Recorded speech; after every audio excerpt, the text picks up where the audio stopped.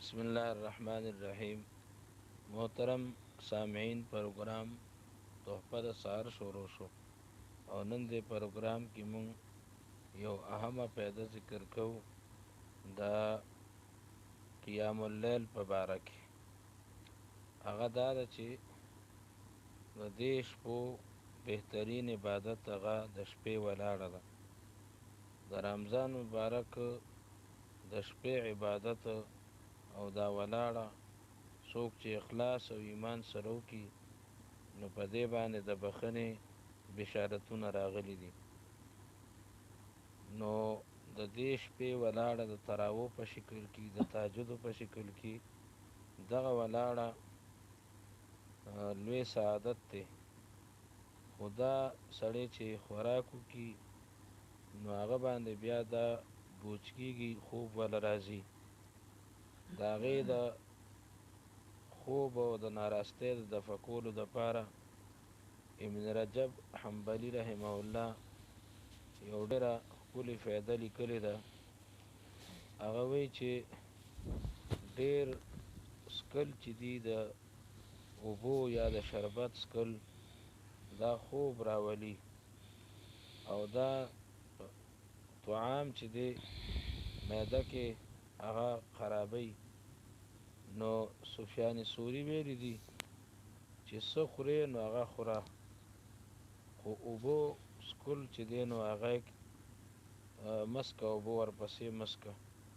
نو چې ته اوبو نسکې نو تا باندې به بیا خوب نه راځي، تا ته به بیا خوب نه راځي.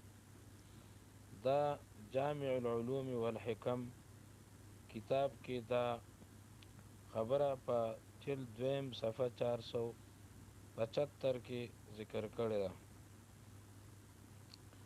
نو دې باره کې یو عالم وایي چې دا یو مجربه خبره ده چې یو سړی دا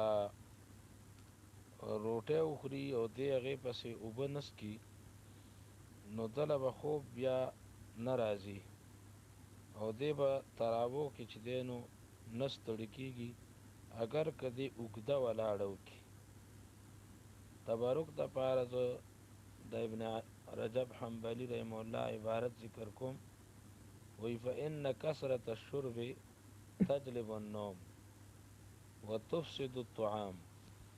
قال سفیان الثوری کل ما شئت، چې څه خورې وخوره، ولا تشرب اوبه مسکه، فاذا لم تشرب چې اوبه نسکې لم یجئک النوم خوب به درته نه راځي. دا جامع العلوم والحکم کې. او بیا چې دی نو قلت وهذا شیء مجرب، زه وایم چې دا یو تجربه شده شیز دی. ان من تعشى ولم یشرب ماء، چې ماسخوتن روټۍ وخوري اوبه ونسکي، فإن لم یصبر، که دی د اوبو نه صبر نشي کولی نو فیشرب کاسا واحدا صغیر، یو ورکوټي ګیلاس پې وڅکي، ولا یزید په دې نه زیاتې کوي. فإنه لا يتعب في صلاة التراویح وإن اطال الامام، که امام اوږد قرت هم وکړي نو دی به په تراویحو کې نه ستړي کېږي. دا یو ډېره زبردسته ښایسته فایده ده د شپې د ولاړې د عاشقانو دپاره. د دې نه دې پیدا واخلي. الله تعالی دې موږ له په دې د عمل توفیق راکړي. آمین ثم آمین.